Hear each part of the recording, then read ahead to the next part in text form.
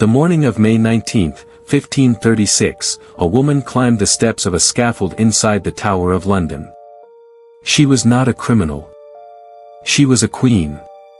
Anne Boleyn, the wife of Henry VIII, the mother of a princess, and the woman for whom a king had torn an entire country away from the Catholic Church. Yet here she was, dressed in grey, kneeling before a French swordsman brought in to end her life. What the crowd saw that day was quick. What Anne endured before that moment was far more horrifying. Days of isolation in a cold stone cell. A trial built on lies and betrayal. Accusations of adultery, incest, and treason, crimes she could never defend herself against. And the bitter truth? The husband who once swore eternal love was the one who signed her death warrant. Most people hear this story and shrug, another queen, another execution. But if you're still here, you already feel how cruel this was. Don't turn away now. Subscribe, and face the truth with us. Or look away, and join the silence that destroyed her. The year is 1522. England is a kingdom at the height of Tudor power, ruled by King Henry VIII, a young, ambitious king who embodies the Renaissance dream. He is strong, athletic, charismatic, and dangerously restless. For over a decade, King Henry has been married to Catherine of Aragon, the Spanish princess who gave him one surviving child, a daughter, Mary. But no son. And for King Henry, that failure haunts every waking moment. In his mind, England's destiny demands a male heir, and without one, his dynasty, the Tudor dynasty, could collapse into chaos. Into this tension steps a young woman. Anne Boleyn. She is not the most beautiful woman at court, even her enemies admitted as much, but she is magnetic. Raised in the royal courts of the Netherlands and France, and is sharp, witty, educated, and utterly unlike the obedient ladies who surround her. When she speaks, men listen. When she dances, all eyes turn. And when she refuses the king's advances, she makes herself unforgettable. At first, Anne was not meant for Henry at all. She had been betrothed once, nearly married to another. But Henry is a man who cannot be denied. He writes her letters, dozens of them, pouring out his obsession. He calls her his darling and his mistress, begging her to surrender. But Anne does something no other woman dared, she refuses. She will not be his mistress. If Henry wants her, he must make her queen. And King Henry listens. For Anne, he does the unthinkable. He begins to unravel the very fabric of England's relationship with the Catholic Church. Catherine of Aragon is cast aside. Henry petitions the Pope for an annulment, and when Rome refuses, he declares himself the supreme head of the Church of England. All to place a crown on Anne's head. In 1533, after years of scandal, whispers, and defiance, Anne is finally crowned Queen of England in a lavish ceremony at Westminster Abbey. The streets of London are decorated with cloth of gold, pageants rise on every corner, and the people cheer as King Henry's new bride processes through the city. For Anne, it is the triumph of triumphs, a destiny she carved from willpower, charm, and relentless ambition. But triumph in Tudor England is always fragile. Within weeks of her coronation, Anne gives birth not to the son King Henry longed for, but to a daughter. Elizabeth. And though Anne loves her child fiercely, the king's disappointment is palpable. What was once adoration begins to cool. At court, Catherine's allies whisper that God himself has cursed Anne's union. Enemies watch for any sign of weakness. And for Anne, the shadow of the scaffold, though invisible, is already beginning to take form. 3 years after her coronation, Anne Boleyn's world begins to fracture. At first, she had been King Henry's obsession, the woman for whom he defied popes and kings. But by 1536, she is a queen without security, a wife without love, and a mother who has failed, in Henry's eyes, to do the one thing that mattered most, produce a living son. Anne's body became a battlefield. In January 1536, she suffers a devastating miscarriage. The child, believed to be a boy, is lost. To Henry, this is not tragedy. It is proof. Proof that God has withdrawn his blessing. Proof that Anne was never meant to be queen. On that very same day, Catherine of Aragon, Henry's first wife, dies. And with her death, Anne's last fragile shield of legitimacy vanishes. At court, a new figure rises, Jane Seymour. Quiet, pale, submissive, everything Anne was not. To King Henry, she is a comforting opposite. To Anne, she is a threat. And standing behind Jane Seymour is a man who will become Anne's destroyer, Thomas Cromwell. Once Anne's ally in breaking with Rome, Cromwell now sees her as an obstacle to his power. If Anne lives, his reforms are at risk. If Anne falls, he will be indispensable to the king. And so, the trap is set. In the spring of 1536, rumors begin to spread. Whispers of Anne's flirtations, her supposed lovers, her reckless behavior. Soon, whispers turn to accusations, shocking ones. Adultery. Treason. Even incest with her own brother, George Boleyn. Charges so grotesque they cannot be believed. But belief is not the point. Power is. And Henry, eager to rid himself of Anne and embrace Jane, does not question their truth. Instead, he signs the warrant. On May 2, 1536, Anne Boleyn is arrested. She is taken by barge along the Thames to the Tower of London, the same fortress where, just 3 years earlier, she had celebrated her coronation feast as queen. Now, she enters as a prisoner. The crowd watches in silence as she passes, their cheers replaced by whispers and prayers. She is led through Traitor's Gate, her crown gone, her fate sealed. Inside the tower, Anne maintains a fragile composure. But in the quiet of her cell, cracks appear. Eyewitnesses say she laughed, she wept, she prayed, sometimes all in the same breath. She insists she is innocent, but innocence no longer matters. In Tudor England, when a king decides you are guilty, there is no defense. Only the waiting, and the scaffold. The Tower of London did not hold Anne alone. Within days of her arrest, 5 men were dragged through its gates, accused of being her lovers. Among them a court musician, Mark Smeaton, Sir Henry Norris, the king's trusted groom of the stool, Sir Francis Weston, a young courtier, William Brereton, a powerful court official, and most shocking of all, Anne's own brother, George Boleyn. These were not just accusations. They were weapons. Cromwell needed names, and he got them through intimidation, torture, and forced confessions. Mark Smeaton, the low-born musician, was broken quickly.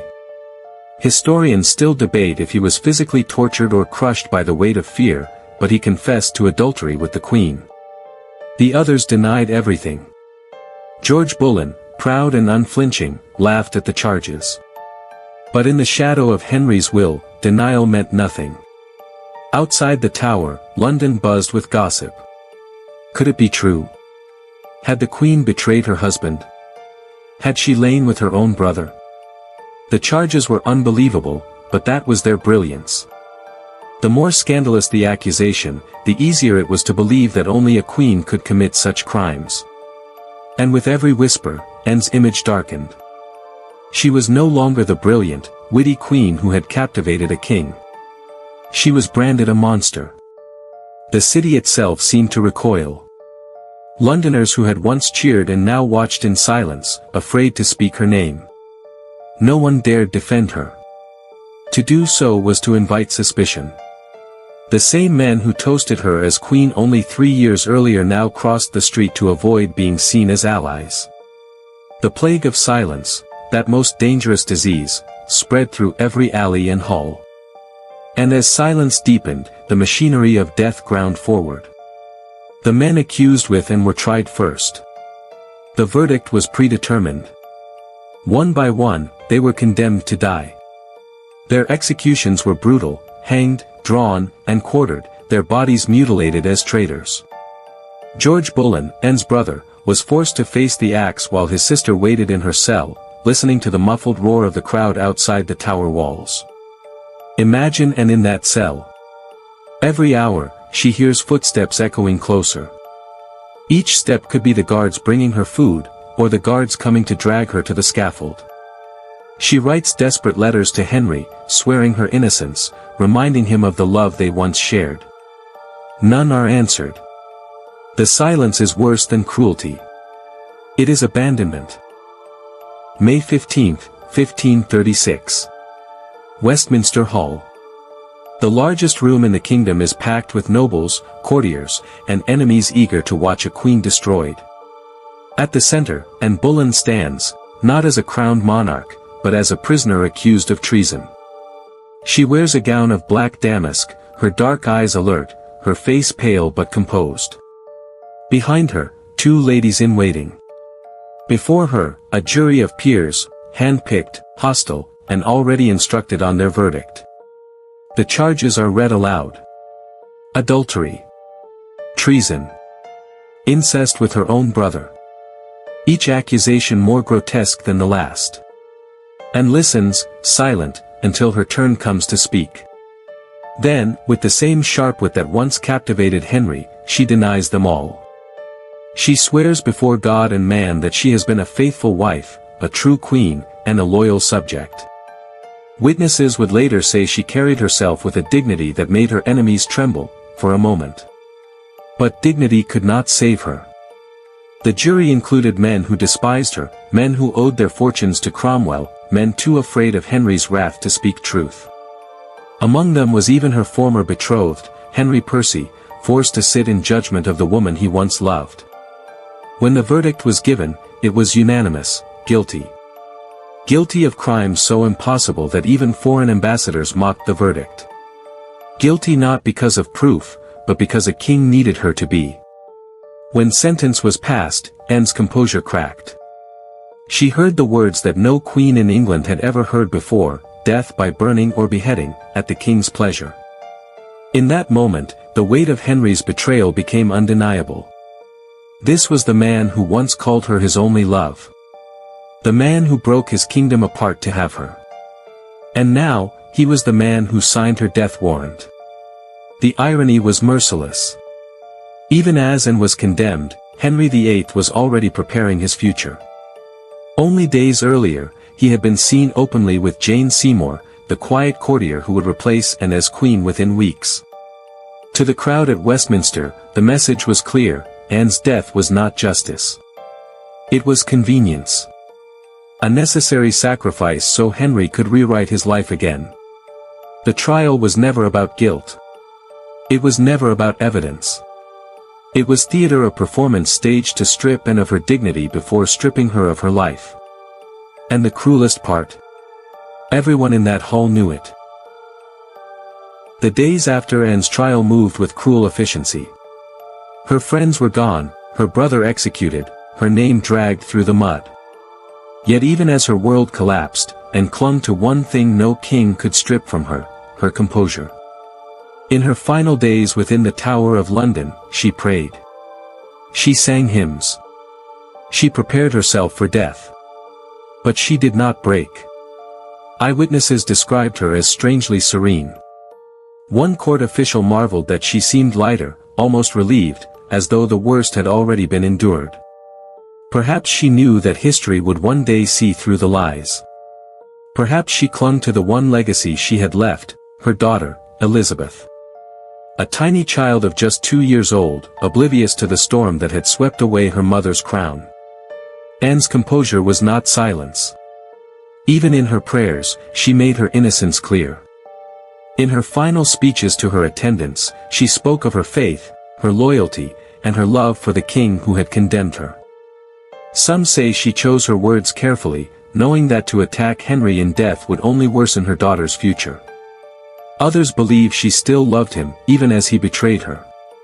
The truth is lost to us, buried beneath the fear that shaped her final hours. When word reached her that Henry had chosen the sword over the axe, and is said to have been relieved. The axe was clumsy, brutal. The sword, swift, precise, French. A strange mercy from the man who showed her none. And yet, what mercy is there in arranging a cleaner death for the woman you condemned with lies? What mercy is there in silence, when the world knows you are innocent but dares not speak? Anne's death was not just the fall of a queen. It was a turning point in English history. With her execution, the power of the Tudor monarchy became absolute. If a queen could be killed on nothing more than a king's will, who could stand against Henry?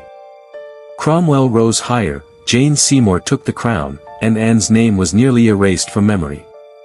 But history has a way of returning what power tries to bury. Anne's daughter, Elizabeth, the child Henry dismissed, the girl and fought so desperately to protect, would one day wear the crown her mother died to give her. Elizabeth I would rule for 45 years, ushering in England's golden age, defeating the Spanish Armada, and shaping the destiny of Europe. In Elizabeth's reign, Anne's bloodline proved stronger than Henry's cruelty. Yet the legacy is not only triumph. It is tragedy. Anne's name carried shame for centuries, painted as a seductress, a witch, a traitor. The victors of her downfall controlled the narrative. It would take generations for historians to strip away the lies and reveal the woman beneath, ambitious, yes, but also intelligent, capable, and above all, human. A woman caught in the gears of power and ground to dust, in the end, and Boleyn's greatest legacy was not her crown, nor her death, but her daughter and the lesson her story carved into history.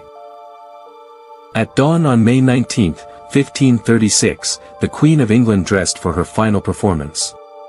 Not in royal silks, but in a simple gown of dark damask.